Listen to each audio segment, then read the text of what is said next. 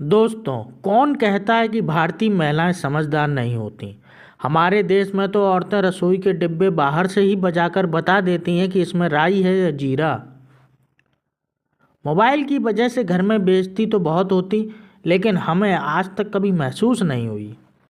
ससुराल में बहू सास को चाहे कितनी इज्जत दे, माँ जी मम्मी जी कहती हो, लेकिन मायके जाकर बुढ़िया ही कहती है।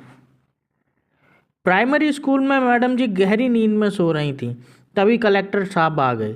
मैडम जी पकड़ी गईं। बहुत देर उठाने के बाद मैडम जी की नींद खुली।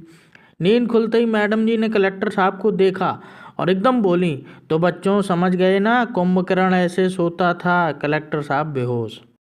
पड़ोसी, माता जी आप बार बार घर के अंदर बाहर क्यों आ रही हैं, कोई प्रॉब्लम है क्या। बुजुर्ग महिला, नहीं बेटा, मेरी बहू टीवी देखकर योगा कर रही है, उसमें एक बाबा जी कह रहे हैं कि सास को बाहर करो, सास को अंदर करो, इसलिए मुझे बार बार अंदर बाहर करना पड़ रहा है।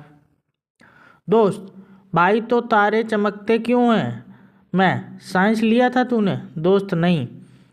मैं, हाँ फिर वो तेरे दादाजी हैं, मुस्कुराते रहते हैं। पति ने अपनी पत्नी से 250 रुपये 2 बार उधार लिए।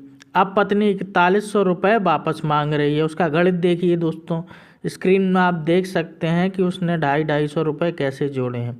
अब पति बेचारा करे तो क्या करे। पानी की बोतल भर के फ्रिज में कौन रखेगा, नालायक वाला सीजन अब शुरू होने वाला है।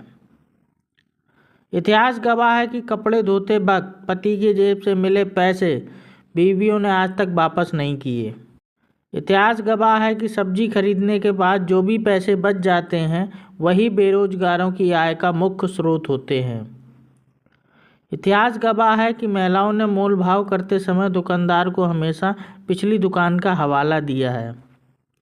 इतिहास गवाह है कि गुटखा खाते वक्त किसी से बातचीत करते हुए जब जब भी आदमी ने गुटखा बीच में थूका है, तब तब उसने बहुत ज्ञान की बात बताई है। इतिहास गवाह है कि शादी के बाद लड़के का हमेशा पहला फर्ज रहा है टेंट वाले के सारे बर्तन पूरे करना। इतिहास गवाह है कि लड़कियों को अपनी मंजिल पर पहुंचने से कोई नहीं रोक पाया, सिवाय रास्ते में खड़े गोलगप्पे वाले के। इतिहास गवाह है कि रोटी के बाद सबसे ज़्यादा खाई जाने वाली चीज़ कसम है, गुटखा अभी भी तीसरे नंबर पर है। इतिहास गवाह है प्राइवेट जॉब से छुट्टी लेकर आदमी का ब्याह शादी में पहुंचना उतना ही मुश्किल रहा है जितना कि पुरानी फिल्मों में गवाह का कोर्ट में पहुंचना। पक्का भारतीय होने के लक्षण, होटल में खाने के बाद मुट्ठी भर सौंफ खाना, नंबर 1 था ये। नंबर 2, हवाई यात्रा के बाद बैग से टैग नहीं उतारना। नंबर 3, सब्जी लेने के बाद मुफ्त धनिया की मांग करना।